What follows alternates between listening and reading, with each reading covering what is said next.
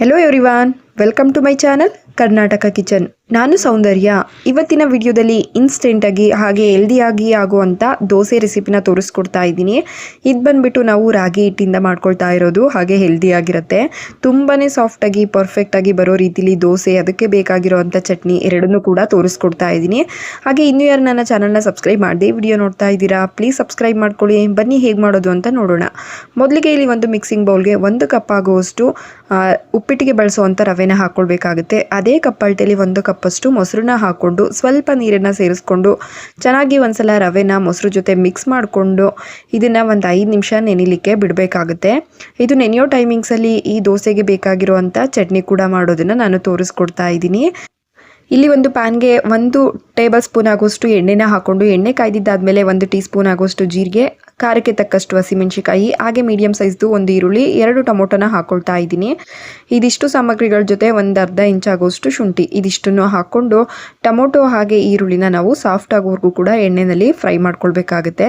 ನೋಡಿ, ಒಂದು ಅರ್ಧದಷ್ಟು ಫ್ರೈ ಆಗಿದ್ದಾದಮೇಲೆ ಇದಕ್ಕೆ ಸ್ವಲ್ಪ ಕರಿಬೇವು, 1 ಟೀ ಸ್ಪೂನ್ ಆಗುವಷ್ಟು ಹುರ್ಗಡ್ಲೆ, ಹಾಗೆ ರುಚಿಗೆ ಎಷ್ಟು ಬೇಕು ನೋಡಿ ಉಪ್ಪನ್ನ ಸೇರಿಸ್ಕೊಂಡು ನೀವು ಮತ್ತೆ ಚೆನ್ನಾಗಿ ಟೊಮೊಟೊ ಹಾಗೆ ಈರುಳ್ಳಿ ಸಾಫ್ಟ್ ಆಗೋವರೆಗೂ ಕೂಡ ಫ್ರೈ ಮಾಡ್ಕೊಳ್ಬೇಕು. ಕೊನೆಯದಾಗಿ ಇದಕ್ಕೆ ಸ್ವಲ್ಪ ಕೊತ್ತಂಬರಿ ಸೊಪ್ಪನ್ನು ಹಾಕಿ ಮಿಕ್ಸ್ ಮಾಡಿಕೊಂಡು ಇದು ಕಂಪ್ಲೀಟಾಗಿ ತಣ್ಣಕ್ಕಾಗಲಿಕ್ಕೆ ಬಿಡಬೇಕು. ತಣ್ಣಕ್ಕಾದ ನಂತರ ಒಂದು ಮಿಕ್ಸರ್ ಜಾರ್ಗೆ ಸೇರಿಸ್ಕೊಂಡು ಇದ್ರ ಜೊತೆಗೆ 1 ಟೇಬಲ್ ಸ್ಪೂನ್ ಆಗುವಷ್ಟು ಶೇಂಗಾ ಬೀಜನ ಹಾಕ್ಕೊಳ್ತಾ ಇದ್ದೀನಿ.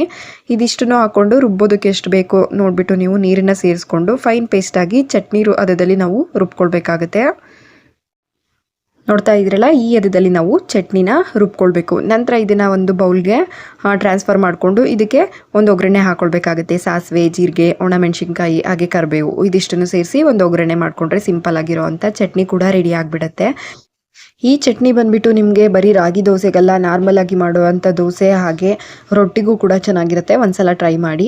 ಚಟ್ನಿ ಮಾಡೋ ಟೈಮಿಂಗ್ಸಲ್ಲಿ ನಮಗೆ ರವೆ ಕೂಡ ನೆಂದಿರುತ್ತೆ. ನಂತರ ಈ ರವೆ ಕೂಡ ರುಬ್ಕೊಳ್ಬೇಕು. ನೋಡ್ತಾ ಇದ್ದೀರಲ್ಲ, ರವೆ ಕೂಡ ಮೊಸರು ಜೊತೆ ನೀಟಾಗಿ ಅಬ್ಸರ್ವ್ ಆಗಿದೆ. ಇವಾಗ ಇದನ್ನು ಒಂದು ಮಿಕ್ಸರ್ ಜಾರ್ಗೆ ಸೇರಿಸ್ಕೊಂಡು ರುಬ್ಬೋದಕ್ಕೆ ಸ್ವಲ್ಪ ಮಾತ್ರ ನೀರನ್ನು ಸೇರಿಸ್ಕೊಂಡು ನಾವು ಫೈನಾಗಿ ರುಬ್ಕೊಳ್ಬೇಕು. ನೋಡಿ, ಈ ರೀತಿಯಾಗಿ ದೋಸೆ ಬ್ಯಾಟರ್ ಅದಕ್ಕೆ ನಾವು ಚೆನ್ನಾಗಿ ರುಬ್ಕೊಂಡಿದ್ದಾದಮೇಲೆ ಇದನ್ನು ಮತ್ತೆ ಒಂದು ಬೌಲ್ಗೆ ಟ್ರಾನ್ಸ್ಫರ್ ಮಾಡ್ಕೊಳ್ತಾ ಇದ್ದೀನಿ. ತುಂಬ ತೆಳುವಾಗಿ ಮಾಡ್ಕೊಳ್ಬೇಡಿ. ಬೌಲ್ಗೆ ತೆಕ್ಕೊಂಡಿದ್ದಾದಮೇಲೆ ಇದಕ್ಕೆ ಇವಾಗ ನಾವು 1 ಕಪ್ ಆಗುವಷ್ಟು ರಾಗಿ ಹಿಟ್ಟನ್ನು ಸೇರಿಸ್ಕೊಳ್ಬೇಕಾಗುತ್ತೆ. ಮೊಸರು, ರವೆ ಹಾಗೆ ರಾಗಿ ಹಿಟ್ಟು ಒಂದೇ ಕಪ್ ಅಳತೆಲಿ ನಾವು ಸೇರಿಸ್ಕೊಳ್ಬೇಕು. ನಂತರ ಮಿಕ್ಸ್ ಮಾಡ್ಕೊಳ್ತಾ ಹೋಗಬೇಕು ನೀಟಾಗಿ ರಾಗಿ ಹಿಟ್ಟಿನ ಜೊತೆ. ನೋಡಿ, ಇವಾಗ ನೀರಿನದ ನಿಮಗೆ ಎಷ್ಟು ಬೇಕು ನೋಡಿಬಿಟ್ಟು ನೀವು ಸೇರಿಸ್ಕೊಳ್ತಾ ನಾವು ಮಿಕ್ಸ್ ಮಾಡ್ಕೊಳ್ಬೇಕು. ತುಂಬ ತೆಳುವಾಗಿ ಮಾಡ್ಕೊಳ್ಬೇಡಿ. ತುಂಬ ತೆಳುವಾಗಿ ಮಾಡಿಕೊಂಡ್ರೆ ಪೇಪರ್ ದೋಸೆ ರೀತಿಲಿ ಚೆನ್ನಾಗಿ ಬರುತ್ತೆ. ನಿಮಗೆ ಸೆಟ್ ದೋಸೆ ರೀತಿಲಿ ಬೇಕು ಅಂದರೆ ಮಾತ್ರ ಈ ಹದದಲ್ಲಿ ಮಾಡ್ಕೊಳ್ಳಿ. ಇದ್ರ ಜೊತೆಗೆ ನೀವು ಸ್ವಲ್ಪ ಕ್ಯಾರೆಟು, ಆನಿಯನ್ನು, ಟೊಮೊಟೊ, ಕೊತ್ತಂಬರಿ, ಜೀರಿಗೆ ಇದೆಲ್ಲ ಹಾಕಿ ಮಾಡ್ಕೊಳ್ತು ಅಂದರೆ ಇನ್ನೂ ಟೇಸ್ಟ್ ಚೆನ್ನಾಗಿರುತ್ತೆ.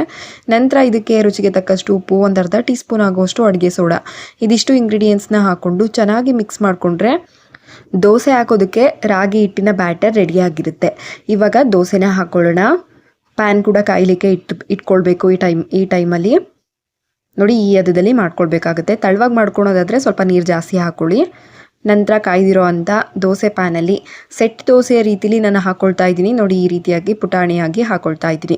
ನೀವು ತೆಳುವಾಗಿ ಮಾಡ್ಕೊಳ್ಳೋದಿತ್ತು ಅಂತ ಅಂದರೆ ತೆಳುವಾಗೆ ಮಾಡ್ಕೊಳ್ಳಿ, ಹಾಗೇನೂ ಕೂಡ ಟೇಸ್ಟ್ ಚೆನ್ನಾಗಿರುತ್ತೆ. ನೋಡಿ, ಇದ್ರ ಮೇಲ್ಗಡೆ ತುಪ್ಪ ಅಥವಾ ಎಣ್ಣೆ ಯಾವುದನ್ನಾದರೂ ಸೇರಿಸ್ಕೊಂಡು ನೀವು ಟರ್ನ್ ಮಾಡಿ 2 ಸೈಡು ಬೇಯಿಸ್ಕೊಂತು ಅಂದರೆ ಇನ್ಸ್ಟೆಂಟಾಗಿ ರಾಗಿ ಸೆಟ್ ದೋಸೆ ರೆಡಿ ಆಗಿಬಿಡುತ್ತೆ. ಒಂದು 15 ನಿಮಿಷ ಸಾಕು ಈ ದೋಸೆ ಮಾಡೋದಕ್ಕೆ. ಟೇಸ್ಟ್ ಅಂತೂ ತುಂಬ ಚೆನ್ನಾಗಿರುತ್ತೆ. ಈ ರಾಗಿ ದೋಸೆ ಹಾಗೆ ಚಟ್ನಿ ರೆಸಿಪಿ ಎರಡೂ ಕೂಡ ನಿಮಗೆ ಇಷ್ಟ ಆಗಿರುತ್ತೆ ಅಂದ್ಕೊಳ್ತೀನಿ. ಇಷ್ಟ ಆಗಿದ್ದರೆ ಲೈಕ್, ಶೇರ್, ಕಮೆಂಟ್ ಮಾಡೋದ್ರ ಜೊತೆಗೆ ಇನ್ನೂ ಯಾರು ನನ್ನ ಚಾನಲ್ನ ಸಬ್ಸ್ಕ್ರೈಬ್ ಮಾಡೇ ವಿಡಿಯೋ ನೋಡ್ತಾ ಇದ್ದೀರಾ, ಪ್ಲೀಸ್ ಸಬ್ಸ್ಕ್ರೈಬ್ ಮಾಡ್ಕೊಳ್ಳಿ. ಇದೇ ರೀತಿಯಾಗಿರೋ ಅಂಥ ಇನ್ಸ್ಟೆಂಟಾಗಿ ಮಾಡುವಂಥ ಬ್ರೇಕ್ಫಾಸ್ಟ್ ರೆಸಿಪೀಸ್ಗಳನ್ನ ನಾನು ನನ್ನ ಚಾನಲ್ನಲ್ಲಿ ಅಪ್ಲೋಡ್ ಮಾಡ್ತಾ ಇರ್ತೀನಿ. ನೋಡ್ತಾ ಇದ್ರಲ್ಲ ಎಷ್ಟು ಸೂಪರಾಗಿ ಬಂದಿದೆ ಅಂತ ಹೇಳ್ಬಿಟ್ಟು ದೋಸೆ ಅನ್ನೋದು. ಈ ವಿಡಿಯೋ ಇಷ್ಟ ಆದರೆ ಲೈಕ್, ಶೇರ್, ಕಮೆಂಟ್ ಮಾಡಿ. Thank you for watching.